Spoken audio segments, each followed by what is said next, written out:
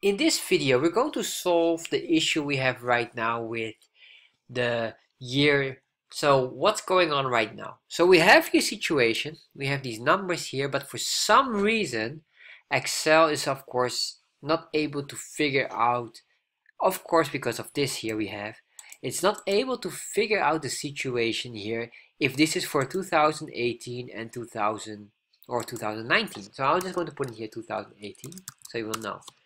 But of course, how can we solve then there?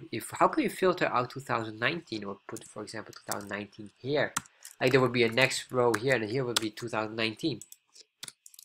Well, simple. We just have to use some additional formula, and we have to play around a bit more with some of the tricks. So I'm going to share with you here. All right. So we have here something. You can see here we have this here, the month. All right. So I'm going to show you here a few things. So we have month, enter, and we have another factor here. We call it year, enter. So we have these two here, and that's really nice. So if we just drag this, there you are, and double click on this, you see everything works nice.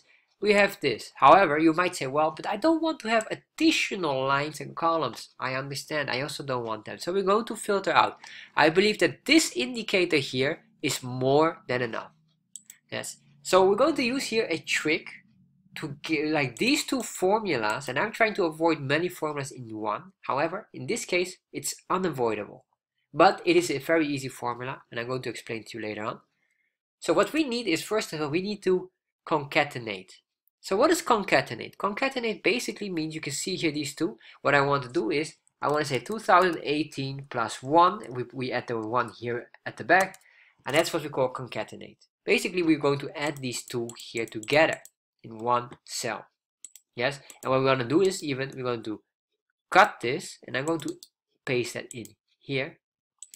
That's what we want, because we want 2018 month number 1. So that's what we're going to do. This is what we call a concatenation.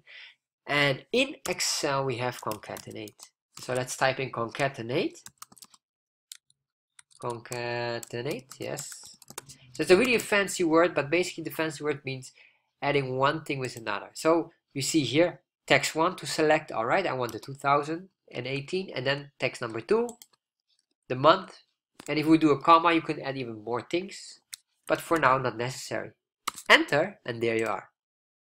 So you can see we are getting now here specific values, and these values are becoming very useful for you, because with this you can start to play with more and more things. So just think about that. All right, so you might wonder, all right, we have this, but so what? So this, yeah, so we have here two formulas, and we have here another formula. What I want to do now is I want to move this entire formula in here. So let me show you exactly how. So we have this concatenate, right?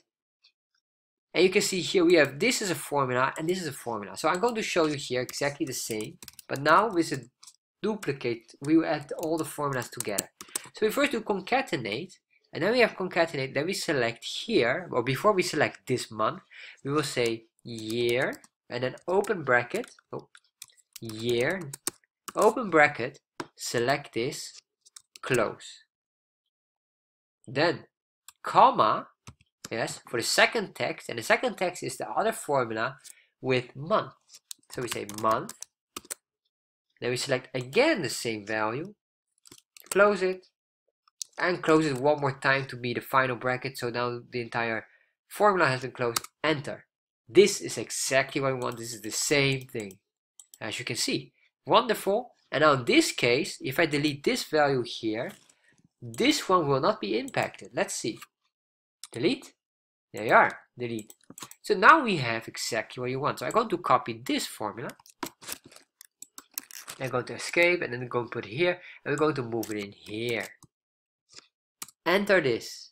And you can see now, works perfect. And you can see like we get now all unique values here. And that's exactly what I want. So now we're very close to completing the annual calculation with a filter on expense and a filter for sales. and of course for the years. So how are we going to do that? Well, very simple. First of all, let's go to focus on these years here. Yes, so what we need now is the same value. This value must be also compared here, and you can see we already have all our values here, so we will do here exactly the same for the month, or not even here. What I'm going to do is I'm going to add up here a specific thing. So you can see here this is the month, but what we want is let's add up a new column for now. Later on we can just fine-tune and remove columns as we go along. So we'll say here, and these are all static values. So what we'll do here is I'll just say this concatenate open bracket, and then we have to select here. So right now you see something is going on here. The B value or the B cell B2 I cannot select because we're blocking, it's being blocked. So what you can do is you can select this, you can push your upper arrow, and you can see now we are selecting this. Of course in this case I don't want to concatenate only this, I want to say year comma, oh sorry, open parentheses, and then we select the value here. Then we just click here B2 and then comma month, and then go up again here and up, select that and close, and close, enter. So now we have exactly what we want.